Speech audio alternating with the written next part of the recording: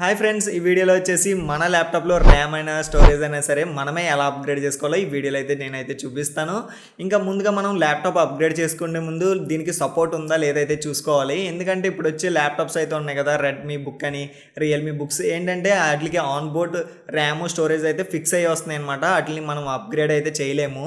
అదే ఏదైతే ఈ యాసూస్, డెల్, ఈ హెచ్పి ఇలాంటి మోడల్స్ అయితే ఉన్నాయి కదా, ఇవైతే మనం ఈజీగానే మనమే అప్గ్రేడ్ చేసుకోవచ్చు అనమాట. అది ఎలాగో నేనైతే వీడియోలో అయితే చూపిస్తాను.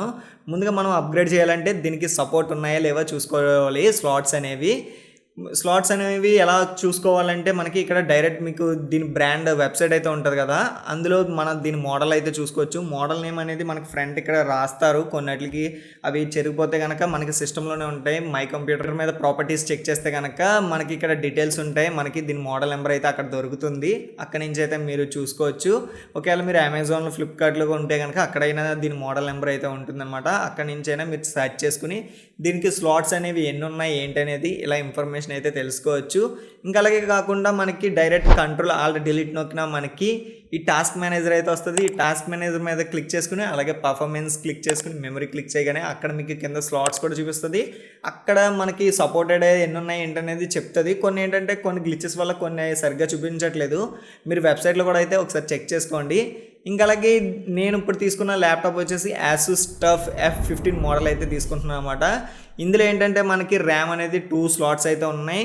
దీంట్లో మనం 2 స్లాట్స్ అయితే చేంజ్ చేసుకోవచ్చు. అప్ టు ఇది 32 GB దాకా ఎక్స్పాండ్ అయితే చేయొచ్చు అనమాట. నేను 16 GB ఎక్స్పాండబుల్ చేసి నేనైతే చూపిస్తాను. అలాగే స్లాట్స్ కూడా వచ్చేసి మనకి PCI M.2 సపోర్ట్ కూడా ఉంది దీనికి. అలాగే SATA సపోర్ట్ కూడా ఉంది. ఈ రెండింటి మీద PCI M.2 కొంచెం ఫాస్ట్ అయితే ఉంటుంది. ఇదైతే నేను అప్గ్రేడ్ చేద్దాం అనుకుంటున్నాను. మీరు రెండు అయితే అప్గ్రేడ్ చేసుకోవచ్చు. రెండు పర్లేదు, కానీ SATA కొంచెం స్లోగా ఉంటుంది. ఇంకా అలాగే దీన్ని అయితే ఓపెన్ చేసి మనం అయితే ఇప్పుడు చూద్దాం. ఇంకా ల్యాప్టాప్ ఓపెన్ చేయక ముందరే మీరు స్క్రూస్ అయితే ఎన్ని ఉన్నాయో చూసుకుని అవి అయితే రిమూవ్ అయితే చేయండి. నేనైతే ఇవి ఓపెన్ చేయడం అయితే చూపిస్తున్నాను ఇప్పుడు.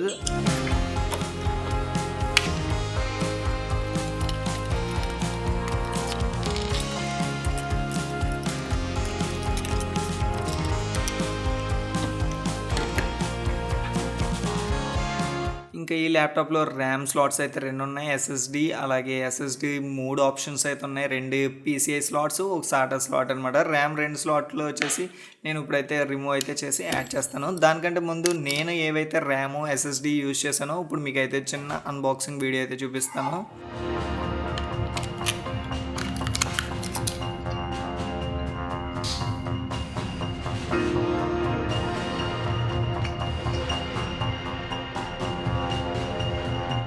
ఇంకా ఈ SSD గురించి లాస్ట్లో అయితే చూద్దాం. ఈ SSD చాలా బాగా యూజ్ఫుల్ అనమాట. ఇంకా మనం వీడియో అయితే ఫాస్ట్గా అయితే చూసేద్దాం.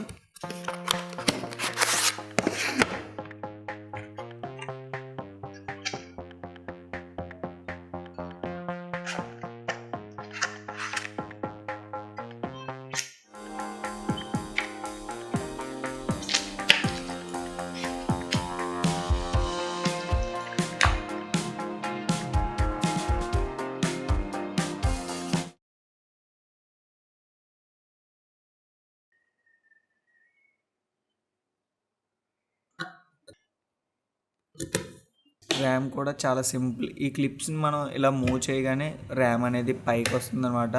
దాన్ని ఈజీగా రిమూవ్ అయితే చేయొచ్చు. ఇప్పుడు నేను కొత్తది కింగ్స్టన్ ఫ్యూరీ అయితే యాడ్ చేస్తున్నాను 16 GB. దీన్ని ఇలా పుష్ చేయగానే మనకి లాక్ అయిపోతుంది.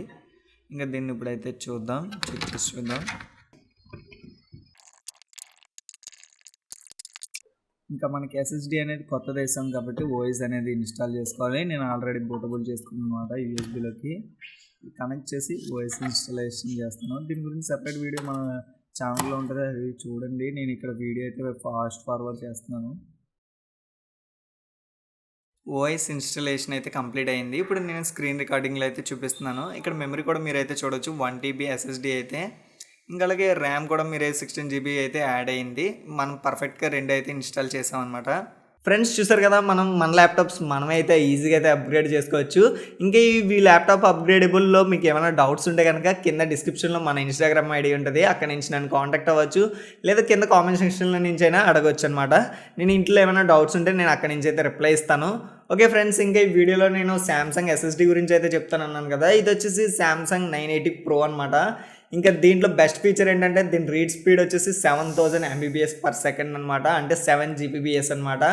మనకి దీనివల్ల యూజెస్ ఏంటంటే మనకి ఏదైనా గేమ్స్ ఇన్స్టాల్ చేసుకున్నా ఫాస్ట్గా ఇన్స్టాల్ అవుతుంది. అదే ఏదైనా వీడియో ఎడిటింగ్ రెండర్ చేయాలన్నా మనకు ఫాస్ట్గా రెండర్ అవుతుంది అనమాట. మనకి రీడ్ స్పీడ్ రైట్ స్పీడ్ అయితే చాలా ఎక్సలెంట్గా ఉంటాయి, కానీ ప్రైస్ కొంచెం హెవీగా అయితే ఉంటుంది. ఓకే ఫ్రెండ్స్, ఈ వీడియో మీకు నచ్చినట్టయితే లైక్ అయితే చేయండి. లైక్ చేయడం వల్ల మన వీడియోస్ అనేది టాప్లోకి వెళ్తుంది. Okay friends, thanks for watching.